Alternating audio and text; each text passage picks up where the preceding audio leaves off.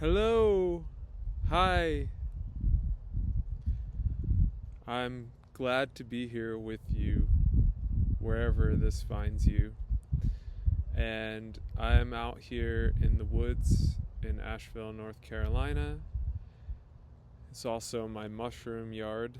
There's some shiitake mushrooms growing over there, and I'm up above the French Broad River, which is over there. And the sun is starting to dip in the sky, and it's getting a little bit chilly out here in the spring. And I'm making this video because I want to share with you the essence of some of the article that I wrote. I wrote it over the past few days and have been editing it, and really I've been reflecting on the 5-year anniversary of me leaving the job that I was working, and it's much more than that, which is what the article is about. And so I just wanted to share some pieces of it here that are not contiguous. I've never done something like this before where I've written something and then shared pieces, but I know that it can be hard for me to make the time and the space to read something, and I wanted to share pieces here if this is what you're able to listen to and you want to. And I'm sharing this because I think that things that I've done and I've gone through and have happened are not completely unique to me. I think that people like me, or any person really, goes through things like this in their own unique way, and so I want to share it if it's helpful for people. So here goes.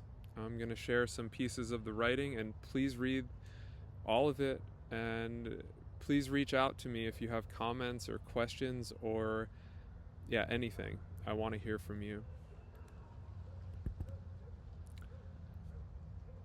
So here are a few sections from my writing.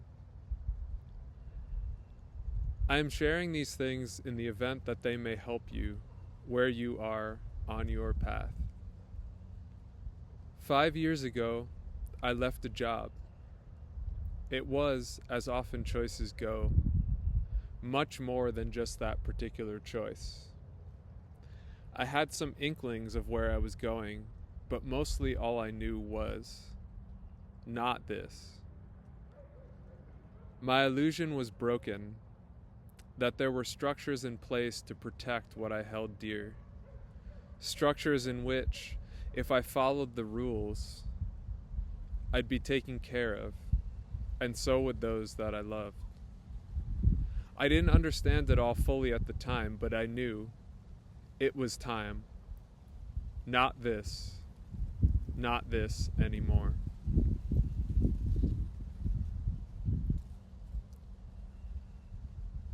So that's one section, and I'm going to a new section. You'll hear me pause, and then I'll scroll a little bit coming to the next section. In the past couple of years, my path has been one of emotional reckoning and healing, and of deep questions. Few of my family and friends seem to really know what I'm doing. I feel sad about that, and not surprised. Through my stumbling and folly, a few are catching on and even finding the necessity in it. Clinton Callahan once said, and I'm paraphrasing, "In most of your conversations, people should not understand you." I've come to know that this is not because I am trying to be elusive or speak a different language. It is because I have experienced things that others have not, and the words that I use have taken on new meaning. Certain things can only be understood through taking them on in all of one's bodies. Could we, in actuality, have physical, emotional, energetic, and intellectual bodies? Words and explanations only go so deep. Experience is necessary. The deeper questions: what is a human life for at this time on earth? What is my human life for? Questions that have no static answers, questions that cannot be answered by Google, your teacher, your mentor, your priest, your therapist, your parents. These answers and their follow-up questions are only found within.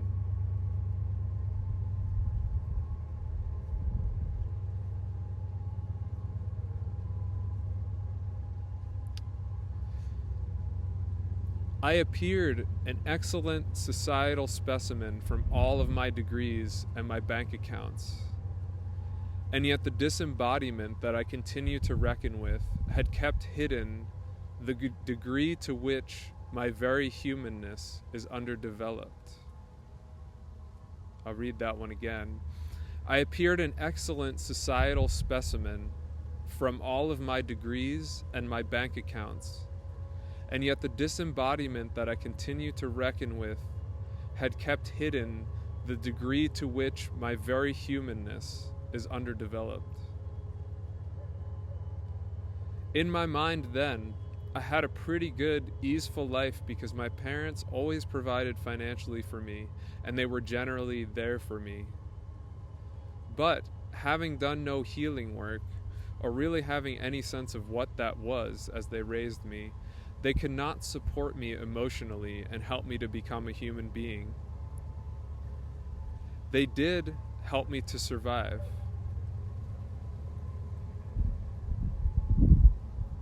Generally, they did not allow me to feel and understand that it is normal to feel, or that I had come to this earth for a particular purpose that was beyond a job category.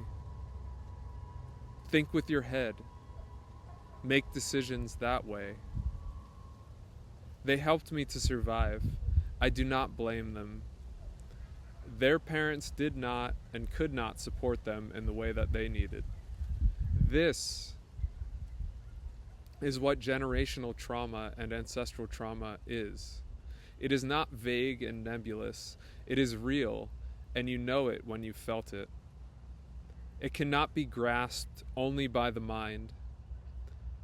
Things are changing now that I know more of my history, of why I am how I am, or was, and I assign no blame to anyone. My life is my responsibility.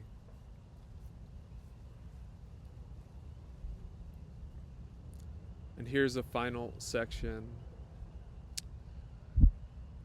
What is a space holder? The tree frogs just started in the background, I'm noticing. What is a space holder? This word shows up with a red underline in Google Docs, meaning that it is not in the dictionary. Many people are confused when I use the word. A space holder is a new concept, at least as far as dictionaries are concerned. A space holder stays with another being or group while they go through their process. They do not judge, they do not force, they do not make moral judgments. They do not say what is right and wrong. They do use their feelings to navigate space so that they do not hurt themselves or anyone else, and help the other beings in the space to do the same. They have some sense of what is in front and or behind, and so they can serve as guides. This is what I seek to do for myself and others, to hold space. Things like meditation and nature connection and yoga and listening and music and art and writing and dancing help one to hold space. Learning how to feel allows one to hold space. If it is not okay to feel angry, sad, glad, or scared, then one cannot hold space. Thus, I live in an over-society largely absent of space holders. The space is held by blaming the boss, blaming the government, blaming your spouse, blaming your parents, blaming the teacher, blaming the bad people, blaming the internet, blaming even the system. At the end of the day, there is no one to blame. This is low drama. It is not life. Living is not being a victim, rescuer, or persecutor. Living is taking responsibility for one's life and living it. Living is creating situations where there are not winners and losers, where winning is happening all around. Easier said than done. I'm working on it.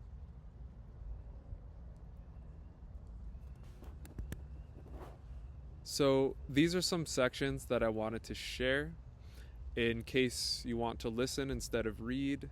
And like I said, please reach out to me if you have any comments or want to connect in any way.